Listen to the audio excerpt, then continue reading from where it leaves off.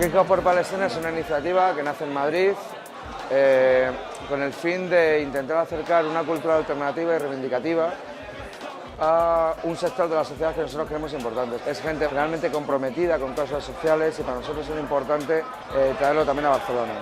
En las vísperas de la marcha a Gaza creemos muy importante hacer una actividad como esta para llamar la atención que ciudadanos de aquí de Cataluña van a participar en una marcha internacional con cerca de 1000 personas per intentar romper el bloqueo a Gaza. Estem molt interessats en el hip-hop, sempre ho hem estat, des de petits, perquè és una música de base, una música de carrer, popular, que es fa sentir, que pot incitar la gent a despertar les seves consciències, a ser més combativa i no acceptar el món tal com està ara mateix. I això ens agrada. Altres músiques menys reivindicatives no ens cridaven tant l'atenció. Quan vam començar amb aquesta història, la gent no ens veia amb gaire bons ulls, però aviat els nens ja van venir a trucar a la porta a demanar-nos que els ensenyéssim a rapejar. Els joves dels camps els interessa el hip-hop. El veuen com una bona alternativa. Culturalment, la gent del camp de refugiats veia el hip-hop com una música d'Occident. Es pensaven que era música comercial, que parlava de cotxes, dones i diners. Vam lluitar molt per canviar aquesta imatge i ensenyar-los que l'origen d'aquesta música era la lluita dels negres afroamericans contra la discriminació racial i els problemes que patien en els seus propis països.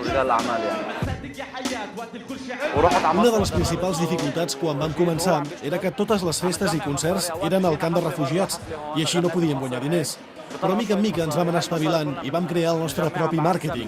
Vam fer samarretes amb el nostre logo i vam començar a vendre la nostra música. Això ens va permetre sortir dels camps, fer concerts i guanyar alguns diners.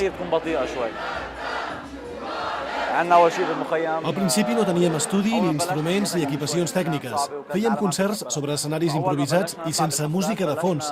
Ara, per sort, no és gaire car llogar un equip de so als camps. Gràcies a això i al creixent interès de la gent, podem tocar en molts camps de refugiats amb una certa facilitat.